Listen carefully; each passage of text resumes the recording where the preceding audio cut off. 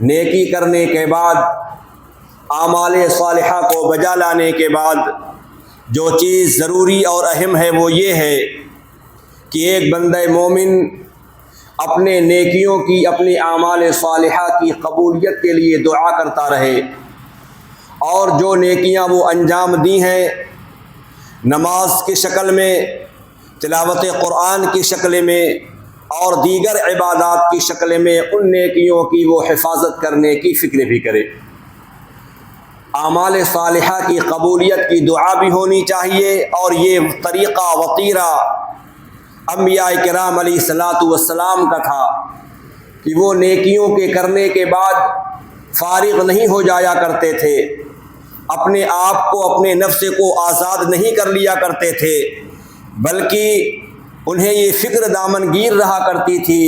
کہ ہم نے جو بھی نیکیاں کی ہیں، جو بھی اعمال انجام دیے ہیں، تلاوت قرآن کی شکل میں، نوافل کی ادائیگی کی شکل میں، ذکر و اذکار کی شکل میں، کاش کہ ہمارے اعمال اللہ رب العالمین کے یہاں قبول ہو جائیں۔ یہی فکر انبیاء کرام علیہ الصلاۃ والسلام کو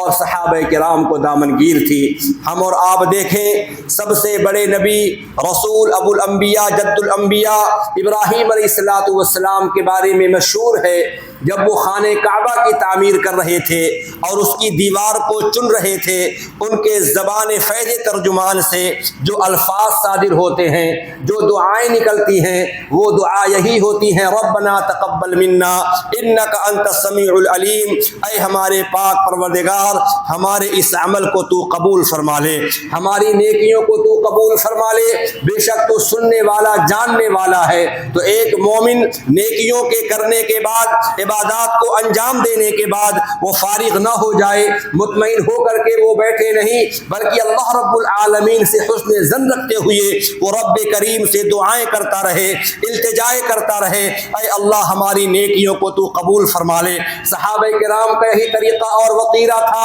کہ رمضان کے گزرنے کے بعد 6 ماہ تک مسلسل وہ دعائیں مانگا کرتے تھے، رب العالمین سے التجائے کیا کرتے تھے، اے رب العالمین ہم نے جو بھی نیکیاں کی ہیں، نوافل کی شکل میں، روزے کی شکل میں، عبادات کی شکل میں، صدقات اور خیرات کی شکل میں، اے بار الہ میری ان نیکیوں کو تو قبول فرما لے۔ یہ طریقہ تھا صحابہ کا، یہ طریقہ تھا سلف صالحین کا، اور اسی طریقے سے ایک مومن کی پہچان، ایک مومن کی علامت اور شناخت رب العالمین نے یہ بیان فرمائی ہے سورۃ المومنون کے اندر کہ جو ایمان والے ہوتے ہیں، جن کے سینے اور دل کے اندر ایمان رچتا اور بستا ہے، ان کا کردار یہ ہوتا ہے، ان کا شیوا یہ ہوتا ہے کہ جب بھی وہ کوئی عمل کو انجام دیتے ہیں، جب بھی کوئی نیکی کرتے ہیں، اعمال صالحہ کو بجا لاتے ہیں، اس اعمال صالحہ پر ان کی اللہ رب العالمین سے امیدیں وابستہ ہوتی ہیں، انہیں خوف بھی ہوتا ہے، انہیں ڈر بھی لاحق ہوتا ہے، کہیں ایسا نہ ہو ہماری یہ نیکیاں ضائع کر دی جائیں، ہماری یہ نیکیاں برباد کر دی جائیں، ہم نے اتنی محنتیں کی، ہم نے اتنی مشقتیں اٹھائیں، کہیں ایسا نہ ہو کہ رب العالمین کے ہاں ہم جائیں اور وہاں پر ہمارے نام اعمال پیش کیے جائیں، وہاں پر کوئی نیکی ہمیں نظر نہ آئے۔ چنانچہ رب العالمین نے اہل ایمان کی شناخت بتائی ہے اور ان کے پہچان کے بارے میں اعلان فرمایا، والذین یؤتون ما آتوا وقلوبهم وجلة انہم الی ربہم راجعون، جو اہل ایمان ہیں، جو کلمہ پڑھنے والے ہیں، ان کی شناخت اور پہچان یہ ہے، ان کا کردار یہ ہے، جب بھی وہ نیکی کرتے ہیں، راہ خدا میں خرچ کرتے ہیں، اللہ کے راستے میں خرچ کرنے کے بعد وہ ڈرے ہوئے ہوتے ہیں، ان کے دل لرزہ پر اندام رہتے ہیں، وہ ڈرے ہوئے رہتے ہیں، سہمے ہوئے رہتے ہیں، انہم الی ربہم راجعون، کہ انہیں اپنے رب کے ہاں لوٹ کر کے جانا ہے، کہیں ایسا نہ ہو ہم رب العالمین کے یہاں پہنچے، رب العالمین کے دربار میں ہماری پیشی ہو اور ہمارے نام اعمال نیکیوں سے خالی ہو جائے۔ چنانچہ آیت کریمہ نازل ہوئی، اللہ کے نبی صلی اللہ علیہ وسلم کے پاس حضرت عائشہ رضی اللہ تعالی عنہا تشریف لے آئیں اور ان کو بڑی جستجو اور فکر دامنگیر ہوئی۔ انہوں نے کہا، یا رسول اللہ یہ ڈرنے والے کون سے لوگ ہیں؟ اہم الذین یشربون الخمر ویسرقون، کیا یہ ڈرنے والے وہ لوگ ہیں جو شراب نوشی کرتے ہیں، جو چوریاں کرتے ہیں، جو بدکاریاں کرتے ہیں، جو نافرمانیاں کرتے ہیں؟ یہ ڈرنے والے کون مومن ہوا کرتے ہیں؟ اللہ کے نبی نے فرمایا، لا یا بنت الصدیق ولکنہم الذین یصومون ویصلون ویتصدقون۔ اے ابو بکر کی بیٹی عائشہ، جو تم نے سمجھا ہے آیت کا یہ مفہوم نہیں ہے، آیت کا یہ مقصود نہیں ہے، آیت کا مفہوم، آیت کا پیغام یہ ہے، رب العالمین نے بیان فرمایا جو ایمان والے ہیں، جو اللہ سے ڈرنے والے ہوتے ہیں،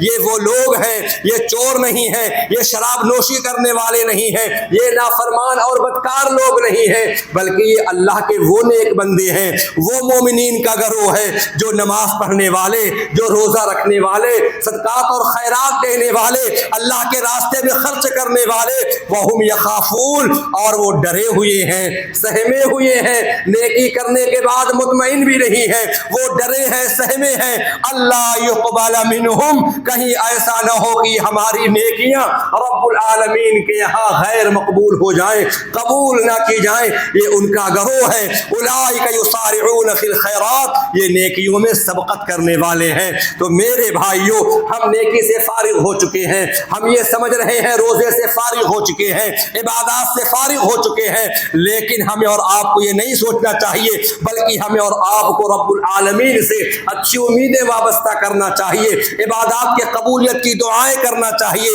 اور ہم نے جو نیکیاں کی ہیں ہم ان کی حفاظت کریں۔ نیکیوں کی حفاظت کیسے کی جاتی ہے؟ دعا کے ذریعے سے، قبولیت کی دعا بھی ہونی چاہیے، اور اس کے ساتھ ساتھ ہم برابر نیکیاں بھی کرتے رہیں۔ اور دوسری اور سب سے اہم چیز میرے بھائیوں یہ ہے، نیکیوں کے کرنے کے بعد، اعمال صالحہ کو بجا لانے کے بعد، ہم اپنے آپ کو گناہوں سے بچائیں، اپنے آپ کو نافرمانی سے بچائیں، اپنے آپ کو برے اعمال سے بچا لے جائیں، اور خصوصیت کے ساتھ ہم اپنے آپ کو ان گناہوں سے بچائیں جو گناہ تنہائی میں کیے جاتے ہیں، جو گناہ رات کی تاریکی میں کیے جاتے ہیں، جو نافرمانیاں خلوت میں کیے جاتے ہیں، ان گناہوں سے اپنے آپ کو بچانا بہت ہی ضروری ہے، کیونکہ خلوت کے گناہ وہ گناہ ہوا کرتے ہیں جن کی وجہ سے اللہ تبارک و تعالی بندے کی نیکیوں کو ضائع اور برباد کر دیتا ہے۔ چنانچہ ابن ماجہ شریف کی روایت ہمیں یاد آئی، رسول کائنات صلی اللہ علیہ وسلم کے غلام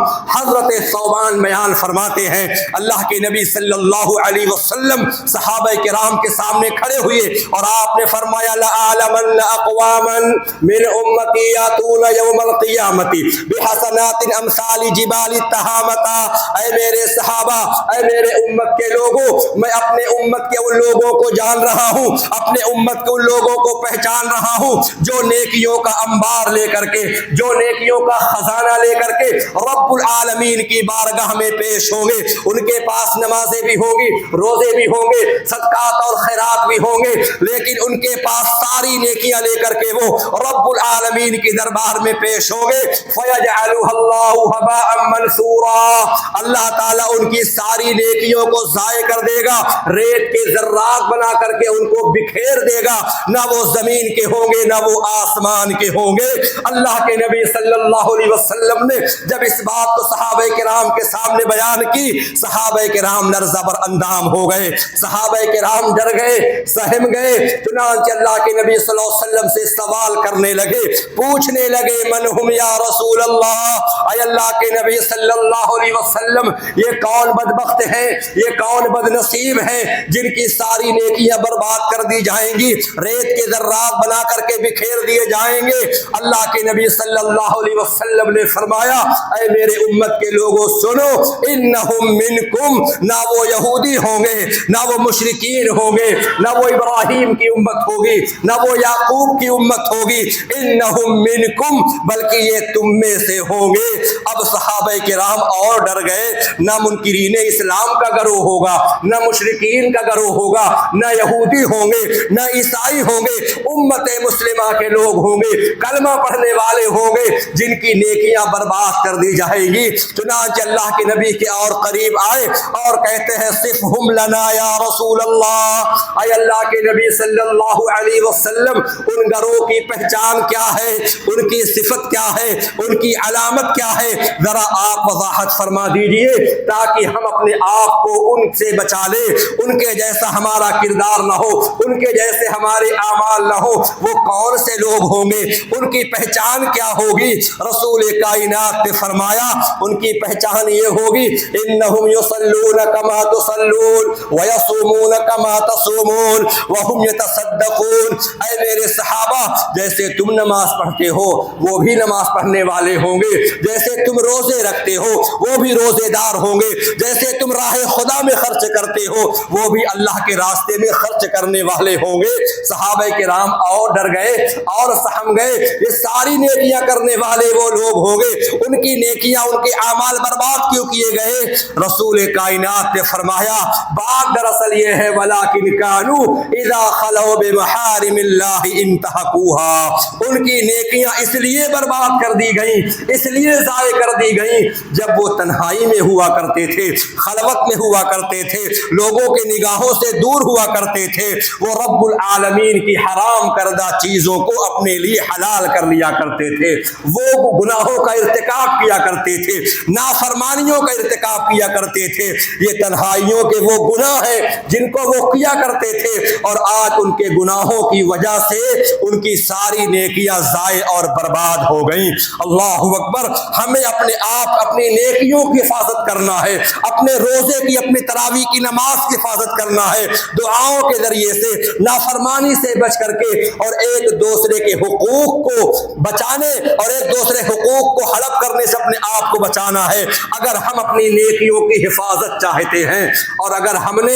एक दूसरे की हक तलफी की, हमने उनके साथ बेवफाई की, हमने गद्दारी की, याद रखिए मेरे भाइयों, हमारी ये नेकियां बरोज़े क़यामत हमें फ़ायदा पहुंचाने वाली नहीं है। अल्लाह के नबी सल्लल्लाहु अलैहि वसल्लम ने सहाबा किराम से दरियाफ्त फरमाया, अतदरून मनिल मुफलिस। ऐ मेरे सहाबा, जरा ये बताओ मुफलिस कौन है, फकीर और गरीब कौन होता है? सहाबा किराम ने फरमाया, अल मुफलिसु फीना मन ला दिरहम वला दीनार। ऐ अल्लाह के नबी, सबसे बड़ा गरीब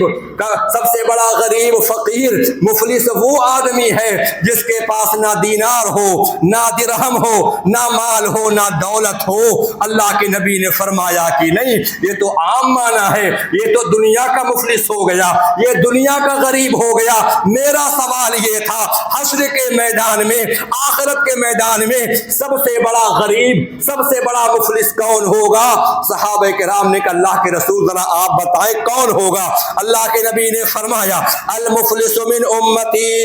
मेरी उम्मत का सबसे बड़ा गरीब वो आदमी होगा, याती यौमल क़ियामती बिसलाति व ज़का व याती क़द शतम हाज़ा व क़ज़फ़ हाज़ा व अकल माल हाज़ा व सफ़क दम हाज़ा व ज़रब हाज़ा। नमाजी भी है, रोज़ेदार भी है, हाजी भी है, ज़कात का अदा करने वाला, इबादत करने वाला, तिलावत कुरान करने वाला, ज़िक्र अस्कार करने वाला, मसाजिद में सवेरे आने वाला, इबादत का एहतमाम करने वाला, सारी नेकियां उसके पास मौजूद होगी, लेकिन मेरी उम्मत का सबसे बड़ा वो गरीब होगा। या रसूल अल्लाह, कैसे गरीब होगा? अल्लाह के नबी ने वज़ाहत फरमाई, ऐलान हो चुका होगा, ये इंसान जन्नती है, बड़ा मुत्तकी, बड़ा परहेजगार, इबादत गुजार, इसको जन्नत में ले जाया जाए, फरिश्ते उसको लेकर के जन्नत की जानिब चलेंगे। हश्र के मैदान और उसकी भीड़ से एक आदमी निकलेगा चीखता हुआ, चिल्लाता हुआ, और कहेगा, या रब्बल आलमीन वमा रब्बुका बिज़ल्लामिल लिल अबीद। तू अदल करने वाला, इंसाफ करने वाला, अपने बंदे पर तो जुल्म नहीं करता है, अभी तेरा अदल व इंसाफ बाकी है। ये जन्नती आदमी, ये नमाजी, ये रोजेदार, ये ज़कात का अदा करने वाला, ये वो आदमी, वो मुसलमान है जिसने मेरे माल को नाजायज तरीके से हड़प कर लिया है। अल्लाहु अकबर। व सफ़ा का दम हाज़ा, चुनांचे वो आदमी भी निकलेगा जिसने उसको मारा होगा, खूरेज़ी की होगी, और कहेगा, या अल्लाह, इसने मुझको नाजायज तरीके से फंसाया था, मेरे ऊपर जुल्म किया था, मेरे ऊपर खूरेज़ी की थी। तीसरा निकलेगा और कहेगा, वयाती क़द शतम हाज़ा, इसने मुझको गालियाँ दी थी, व अकल माल हाज़ा। चौथा निकलेगा, इसने मेरे माल को खा लिया था नाजायज तरीके से। अल्लाहु अकबर। कहा जाएगा, इस जन्नती को रोक लिया जाए, ये कौन जन्नती है जो नमाजी भी है, रोजेदार भी है, तहज्जुद गुजार भी है, हज बैतुल्लाह का करने वाला भी है, उसको रोक روکا جائے گا اور کہا جائے گا جتنا اس نے ظلم کیا ہے اس کے اوپر، اس کی نیکیاں لے لی جائیں، اس کی نیکیاں لی جا رہی ہیں، اس کی نیکیاں چھینی جائیں گی اور مظلوم کے حوالے کر دی جائیں گی۔ نیکی ختم، ارشاد ہوگا یا رب اس جنتی کی نیکی ختم ہو گئی، لیکن اتنا بڑا ظالم ہے، اتنا بڑا جابر ہے، اتنا لوگوں کو ہراساں اور پریشان کیا ہے، نیکی ختم ہو گئی لیکن اس کا ظلم باقی رہ گیا۔ ہر ظلم کے بدلے میں اس کی نیکی چھین لی گئی لیکن ابھی بھی اس کا ظلم باقی ہے۔ ارشاد ہوگا جن جن پر یہ ظلم کیا ہے ذرا دیکھو ان کے نام اعمال میں کچھ گناہ بھی لکھے ہیں۔ فرشتے کہیں گے یا رب العالمین جس جس کو اس نے ستایا ہے ان سے کچھ گناہ بھی ہوئے ہیں، کچھ نافرمانیاں بھی ہوئی ہیں، کہا جائے گا ان کے گناہوں کو ان سے نکال کر کے اور اس جنتی ظالم کے سر پر لاد دیا جائے۔ ثم طرح فی النار، چنانچہ نیکیاں بھی چھین لی گئیں اور مزید جو ظلم اس نے کر رکھے تھے ان کے سر پر لاد کر کے ان کو جہنم میں ڈھکیل دیا گیا۔ یہ کیا معاملہ ہے میرے بھائیوں؟ ہمیں اور آپ کو چاہیے ہم اپنی نیکیوں کی حفاظت کر لیں، اپنے روزے کی، نماز تراویح کی، تلاوت قرآن کی ہم اور آپ حفاظت کر لیں۔ نمبر 4، نیکیوں کی حفاظت کیسے کی جائے؟ ہم اور آپ ماہ رمضان کے اندر عبادات کا اہتمام کرتے ہیں، مسجد میں آنے کا اہتمام کرتے ہیں، صبح سویرے آتے ہیں، خوب قرآن پڑھتے ہیں، نماز با جماعت ہم ادا کرتے ہیں، لیکن جیسے ہی ماہ رمضان گزر جاتا ہے یہ مسجدیں ویران ہو جاتی ہیں، مسجدیں مرثیاں خواہ نمازی نہ رہے۔ صبح سے شام سے کبھی آپ نے غور کیا یہ مسجد کے در و دیوار، یہ دروازے، یہ صحن، یہ وضو خانے رو رہے ہیں؟ وہ نمازی جو اللہ کی عبادت کرنے والے تھے، جنہوں نے یہ کہہ رکھا تھا کہ اللہ جو ہوتا ہے صرف ایک مہینے کا وہ اللہ ہے، شوال کا وہ اللہ نہیں ہے، رمضان ہی کا وہ اللہ ہے۔ چنانچہ رہ گئی رسم ادا روح بلالی نہ رہی، فلسفہ رہ گیا تلقین غزالی نہ رہی، واعظ قوم کی پختہ خیالی نہ رہی، مسجد مرثیہ خواہ کی نمازی نہ رہے۔ میرے بھائیو ہمیں اور آپ کو جس اللہ رب العالمین نے حکم دیا عبادت کرنے کا اسی اللہ رب العالمین کا یہ فرمان ہے۔ ہم جس کی عبادت کر رہے تھے رمضان کے لیے جس کے واسطے رکوع سجود کر رہے تھے اسی رب العالمین کا یہ حکم ہے وَاعْبُدْ رَبَّكَ حَتَّى يَأْتِيَكَ الْيَقِينُ، اپنے رب کی عبادت کرو یہاں تک کہ تم کو موت آ جائے۔ جب تک موت نہیں آتی ہے عبادت کا سلسلہ ختم نہیں ہوتا ہے۔ مکے کے اندر ایک عورت تھی، اس کا نام تھا خرقہ۔ خرقہ کا معنی ہوتا ہے پھوہڑ عورت۔ صبح سے شام تک محنت کرتی تھی، مشقت کرتی تھی، سوت وہ کاٹتی تھی، صبح سے شام تک محنت کی اور اس کے بعد شام کے اندر جتنے بھی سوت وہ بنتی تھی ان کے دھاگے کو ایک ایک دھاگے کو نکال کر کے اس کو بکھیر دیا کرتی تھی، توڑ پھوڑ دیا کرتی تھی۔ رب العالمین نے اس کی مثال دے کر کے اپنے بندوں کو سمجھایا ہے اور فرمایا وَلَا تَكُونُوا كَالَّتِي نَقَضَتْ غَزْلَهَا، اور اس کے اوپر اللہ نے فرمایا وَأَوْفُوا بِعَهْدِ اللَّهِ، اے میرے بندو اللہ کے وعدے کو پورا کرو۔ ہم نے کچھ اللہ سے وعدے کیے ہوں گے گناہوں کے نہ کرنے کا، نمازوں کے نہ چھوڑنے کا، ہم نے رب العالمین کے سامنے اپنے ہاتھوں کو اٹھا کر دعائیں کی ہوں گی، التجائیں کی ہوں گی، لہذا اللہ سے ہم نے وعدہ کیا اور کتنی جلدی ہی ہم اللہ کے وعدے کو بھلا بیٹھے، اللہ سے کیے ہوئے وعدے کو ہم نے توڑ دیا۔ رب العالمین نے فرمایا کہ میرے بندو اس عورت کی طریقے سے مت ہو جانا، خرقہ عورت کے طریقے سے مت ہو جانا جو صبح سے شام تک محنت کرتی تھی اور پھر شام کو اپنے تمام محنت کو اپنے ہی ہاتھوں سے ختم کر دیا کرتی تھی۔ تو ہم نے بھی محنت کی ہے، ہم نے بھی شب بیداریاں کی ہیں، ہم نے بھی عبادات کو انجام دیا ہے، تلاوت قرآن کیا ہے، اور اگر ہم نیکی کو ختم کر رہے ہیں، نماز کو چھوڑ رہے ہیں، کوئی مشکل نہیں، کوئی بعید نہیں میرے بھائیوں، ہماری نیکیاں بھی ختم ہو جائیں، ہماری نیکیاں بھی ضائع ہو جائیں، کیونکہ وہ انسان کامیاب و کامرا ہے جو نیکی کے بعد نیکی کرتا رہ جاتا ہے۔ اہل علم نے لکھا ہے اگر بندہ نیکی کرے، نماز کو قائم کرے، روزہ رکھے اور پھر اس کے بعد وہ مزید نیکیاں کرتا ہوا چلا جائے تو یہ دلیل ہے، یہ اشارہ ہے اللہ رب العالمین کا اس کے ساتھ خیر کا معاملہ ہونے والا ہے۔ اور یہ اشارہ اس بات کی جانب ہے ممکن ہے اللہ رب العالمین نے ان کی نیکیوں کو قبول فرما لیا ہے، کیونکہ جب بندے کی نیکی قبول ہو جاتی ہے رب العالمین کے ہاں تو اس کی زندگی میں ایک انقلاب رونما ہو جاتا ہے۔ اگر وہ بے نمازی تھا پکا سچا نمازی بن جاتا ہے، اگر وہ بے ایمان تھا صاحب ایمان بن جاتا ہے، اگر وہ احکام شرعیت کی تعمیل میں کوتاہی کر رہا تھا وہ خوددار ہو جاتا ہے، بیدار ہو جاتا ہے۔ لیکن اگر اعمال کرتا رہا اور عمل کرنا بند کر دیا تو یہ بڑے برے لوگ ہیں۔ ہاں بشر حافظ سے کسی نے کہا تھا کچھ ایسے لوگ ہیں جو صرف اللہ رب العالمین کی عبادت رمضان میں کرتے ہیں اور رمضان گزرنے کے ساتھ ساتھ ان کی عبادتیں بھی ختم ہو جاتی ہیں، تلاوت قرآن بھی ختم ہو جاتا ہے۔ انہوں نے کہا بڑے ہی برے ہیں وہ لوگ، بڑے ہی برے ہیں وہ لوگ جو اللہ رب العالمین کو صرف ایک مہینہ پہچانتے ہیں۔ وہی حال ہمارا ہے، آپ کا ہے، اور آج کے دور کے امت مسلمہ کا ہے کہ ہم نمازوں سے پیچھے ہو گئے، نمازی سے ہم کوتاہی کرنے لگے، نماز سے کوتاہی کرنے لگے، جبکہ اللہ کے نبی صلی اللہ علیہ وسلم نے فرمایا احب العمل الی اللہ ادومها وان قل، بندہ نیکی کرتا ہے، عمل صالح کرتا ہے، اگر اس کی وہ حفاظت کرتا ہے، نیکیوں پر ہمیشگی برتتا ہے، وہ عمل اللہ تبارک و تعالیٰ کو بہت ہی زیادہ پسندیدہ ہے، بہت ہی زیادہ محبوب ہے، اگرچہ وہ عمل کم ہی کر رہا ہے،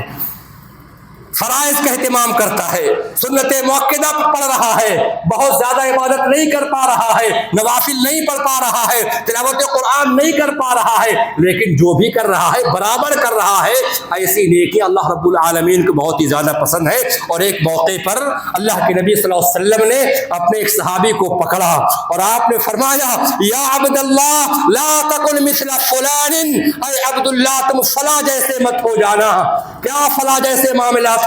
بڑا ہی نمازی، تہجد گزار، تلاوت قرآن کا کرنے والا، قیام اللیل کرنے والا، عبادت کا شوق چل رہا تو کچھ بھی نہ چھوڑا، نوافل بھی پڑھا، فرائض بھی ادا کیا، تلاوت قرآن بھی کیا، نیکیاں کرتے کرتے کرتے کرتے تھک کر کے بیٹھ گیا۔ اللہ کے نبی نے کہا کہاں نہ یقوم اللیل فترک قیامہ،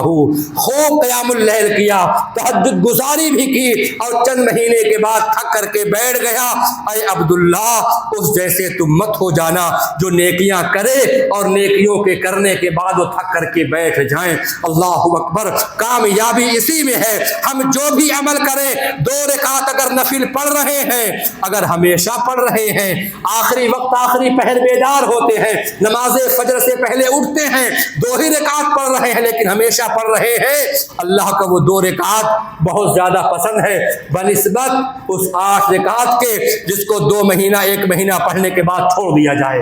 اللہ اکبر۔ اللہ کے نبی صلی اللہ علیہ وسلم کے پاس ایک صحابی آئے اور کہتے ہیں کہ یا رسول اللہ آپ یہ بتائیں اسلام کے اندر ایمان لانے کے بعد سب سے اچھا عمل کون سا ہوتا ہے؟ اللہ کے نبی نے فرمایا کہہ دو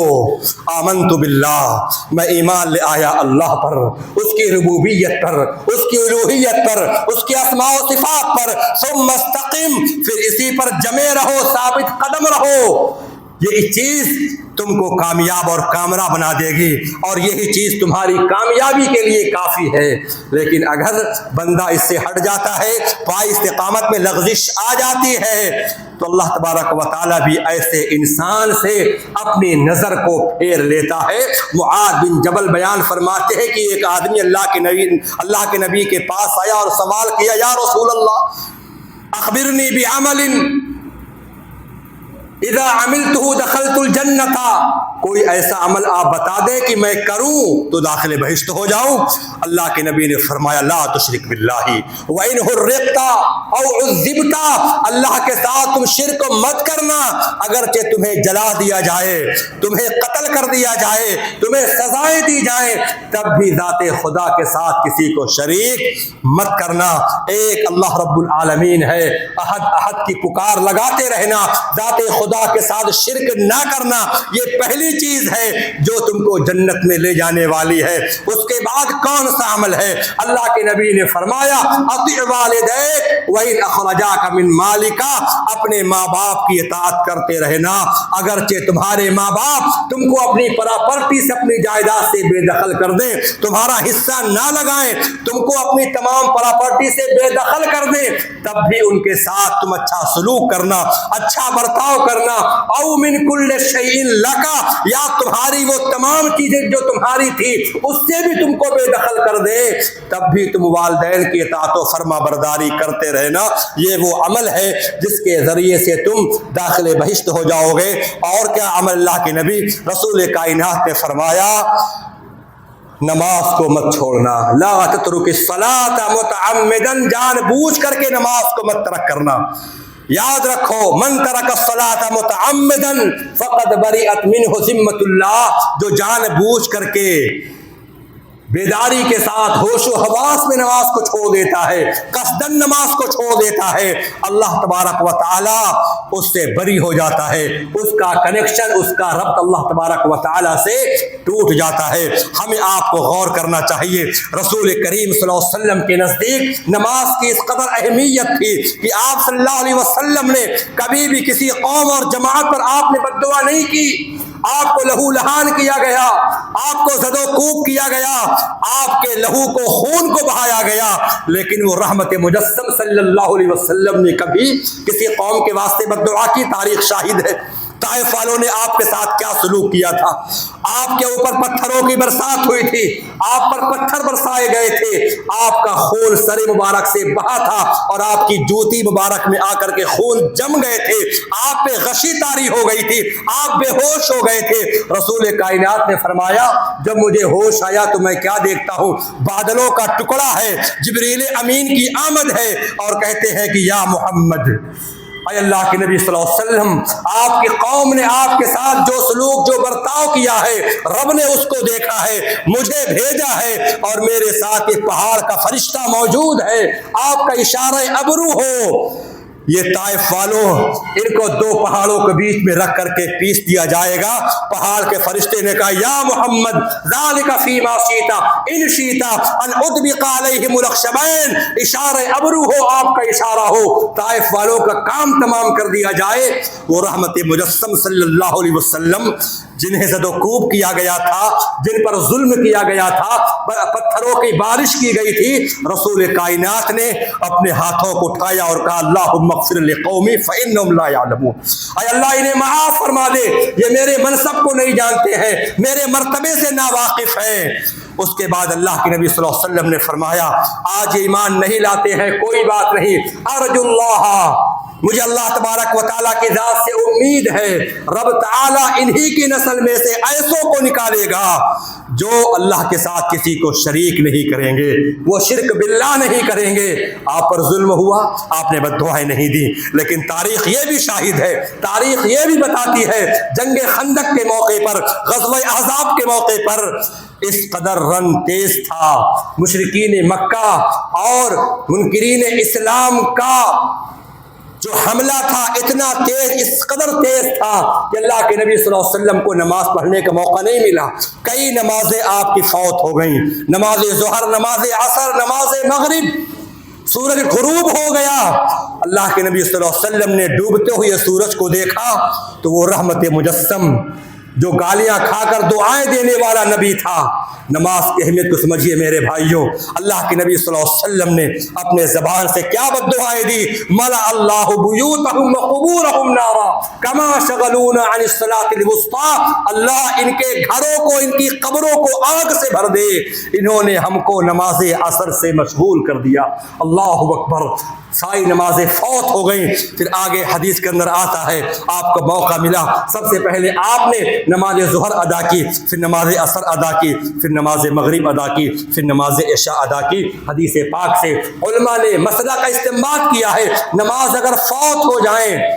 کئی ایک نمازیں چھوٹ جائیں آپ ان کو ترتیب سے پڑھتے ہوئے آئیے، جیسے کہ اللہ کے نبی صلی اللہ علیہ وسلم نے ترتیب سے نماز کو ادا کیا۔ فوت شدہ نماز جو تھیں آپ نے ان کو بالترتیب ادا کیا۔ پہلے آپ ظہر پڑھے، عصر پڑھے، مغرب پڑھے، اگرچہ وقت وہ مغرب کا تھا، عشاء کا وقت ہو چکا تھا، لیکن اللہ کے نبی صلی اللہ علیہ وسلم ترتیب سے نماز پڑھتے ہوئے آئے تھے۔ تو نماز کا یہ مقام ہے، نماز کا یہ درجہ ہے کہ اللہ کے نبی صلی اللہ علیہ وسلم نے جنہوں نے آپ کو نماز سے روک دیا، نماز سے مشغول کر دیا، اللہ کے نبی صلی اللہ علیہ وسلم نے ان کے حق میں بددعائیں پڑھ دیں۔ میرے بھائی، ہمیں اور آپ کو سنجیدہ ہونا پڑے گا، اپنے عبادات کی فکر کرنی ہوگی، اور اگر نماز میں کوتاہی ہے، نماز میں غفلت ہے، ممکن ہے کہ ہماری نیکیاں ضائع کر دی جائیں، ہماری نیکیاں برباد کر دی جائیں۔ اللہ کے نبی نے فرمایا کہ سب سے پہلی چیز نماز ہے۔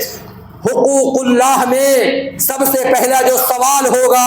وہ نماز کے بارے میں ہوگا۔ اگر بندے کی نماز صحیح نکل گئی، کامل نکل گئی، اس کی ساری نیکیاں، چاہے وہ روزہ ہو، تراویح ہو، قربانی ہو، اس کی ساری نیکیاں قبول کر لی جائیں گی۔ اور اگر نماز میں کمی رہ گئی، نماز میں نقص رہ گیا، اس کے دیگر عبادات بھی غلط مانے جائیں گے، فاسد مانے جائیں گے۔ تو ہمیں اور آپ کو نماز کی فکر کرنی چاہیے، نماز کا اہتمام کرنا چاہیے۔ کچھ لوگ اللہ کے نبی کے پاس آئے تھے اور کہا تھا کہ یا رسول اللہ، ایمان لانا ہے، اسلام قبول کرنا ہے، لیکن شرط ہے کہ ہم زکوٰۃ نہیں دیں گے۔ اللہ کے نبی نے فرمایا کہ ٹھیک ہے، زکوٰۃ ابھی کون سی فرض ہونے جا رہی ہے؟ زکوٰۃ فرض ہونے کے لیے نصاب کا ہونا چاہیے، 1 سال کا عرصہ گزرنا چاہیے مال کے آنے کے بعد۔ ٹھیک ہے، زکوٰۃ مت دینا۔ کہا ایک بات اور ہے، ہم آپ کے ساتھ کسی معرکے میں، کسی جنگ میں نہیں جائیں گے۔ اللہ کے نبی نے کہا کوئی بات نہیں، یہ شرط بھی منظور ہے، قبول ہے۔ ابھی کون دشمن آنے جا رہا ہے، کون سی معرکہ آ رہی ہے؟ کہا کہ ایک شرط اور ہے۔